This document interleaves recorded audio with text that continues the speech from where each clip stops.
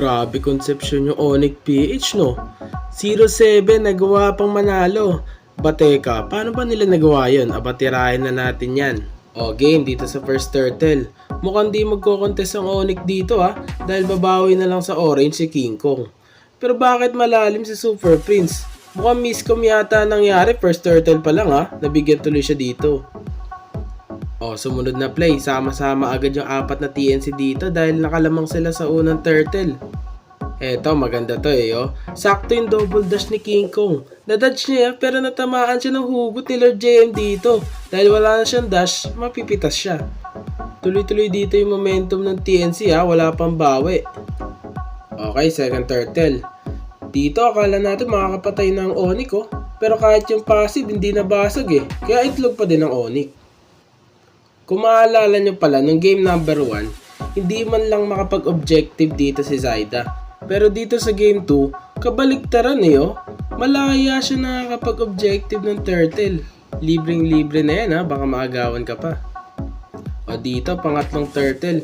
Dito magsisimula sa bot lane. Tingnan nyo to si Kirk ko, dire-diretso lang ang walang iya. Nag-dash in pa papasok sa bush. Pero kahit papano nasusustain niya pa ng konti, kaya nakahabol pa yung Onyx dito. Pero makakatakas na naman yung pinapatay nila dito kaya itlog pa din ang Onyx. Kaya marereset yung turtle pero sisimulan lang din nila yan. Pero nagbabalak ulit dito si Brusco pero papalayo yung sipa, sayang. Kaya nag-atraso na lang ulit ang Onyx dito. Libreng objective na naman para kay Zyda. Grabe to, nagbabawi ka Eto, hindi pa pala tapos mag-objective ang Phoenix Army Dumiretso sila sa bot lane para magbasag pa rin ng torre. Hanip ka na, Kozen. Dito akala ko mapipitas na nila si Yawi pero makakatakas pa din, pang-apat na beses na yan Kaya itlog pa din ang Onyx. At eto na nga, magsisimula na ang unang Lord. Eto si Lord JM, pasilip-silip lang. Pero nakita niya bigla si Super Prince. Pinlikeran agad patay si Super Prince. At dahil doon nabawasan ng taga-zone ng Onyx PH, kaya hindi sila ngayon makalapit at makabuelo dito ngayon Kaya nag-farm na lang muna si King Kong. Talagang kabaligtaran to nung early game nila nung game number 1. Kasi libre-libre lahat ng objective. Sabay eto dito sa orange, sinusubukan nilang bawas-bawasan dito si Lord JM pero bumabalik lang yung buhay. Sabay diretso naman dito magbasag sa middle lane yung TNC. Bahagyang magzazone dito si Yawi, ginamit na nga yung circling eagle habang yung Lord nagmamarcha lang doon sa bot lane, dire-diretso lang. Malakas mag-def ang lineup ng Onyx PH dahil meron silang Granger at Cecilion. Hindi magiging problema sa kanila ang unang Lord na ito. Pero nasa TNC pa din ang momentum, kaya kayang-kaya nilang pilitin ang second turret dito sa middle lane. At hanggang ngayon, wala pa rin bawi ang Onyx PH sa mga ginagawa ng TNC. O ngayon, tingnan natin kung makakabawi na ang Onyx PH dito sa pangalawang Lord. Ngayon, hawak ng TNC ang advantage dito sa Lord Dance. At dito, alam mong naghihintay lang ng tiyempo ang TNC. Kunyari pa silang walang gagawin. Dito, ang ganda ng ginawa ni King Kong. Magagawa niyang ma-dodge yung kaninang hindi niya na-dodge. Diyan din yung pwesto na yun kanina, di ba? Pero nalugi pa rin dito sa sabayan yung Onyx PH Pero dito si Brusco. TikTok play. Ganda ng sipa, pero wala pa rin silang mapapatay, makakatakas na naman. Kaya mapipilitan na namang ibigay ng Onyx PH ang pangalawang Lord. Kaya itlog pa din ang Onyx. At magagamit naman ng maayos ng TNC ang kanilang pangalawang Lord. At makakabasag pa nga sila dito ng inhibitor sa mid.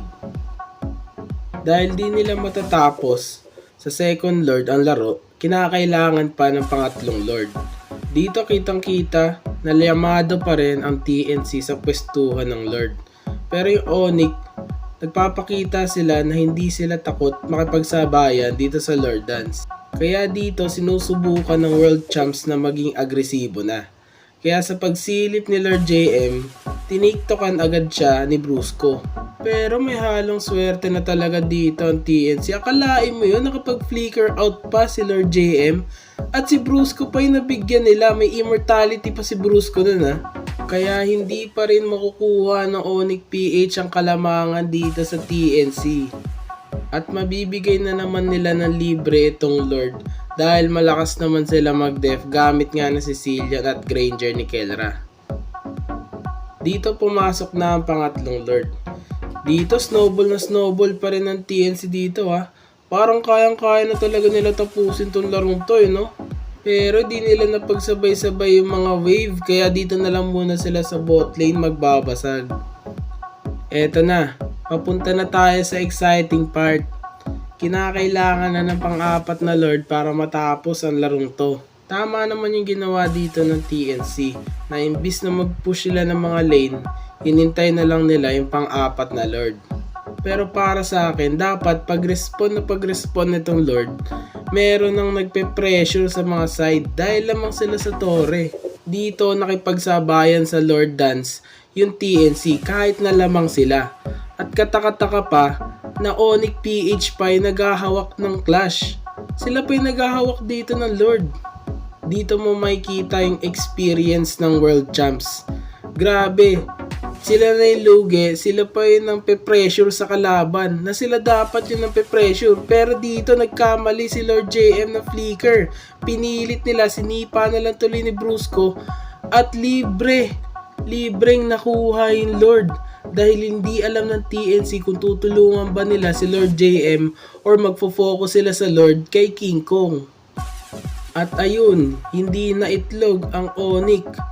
TNC ang 5 kamote. Sinubukan pa dito ni Zaida na mag-buy time gamit yung sell and buy. Pero hindi na rin uubra yan. Maniac para kay King Kong. Hindi na rin uubra yan dahil sobrang taas na ng mga death timers. Plus nakuha pa nila yung Lord. Nice try pa din TNC. Anlibawi lang. Mananalo din kayo pero hindi muna ngayon sa mga World Champs. Grabe yung experience na pinamalas nila dito sa larong to. GG o mga haters ni Yawi, mag-like kayo.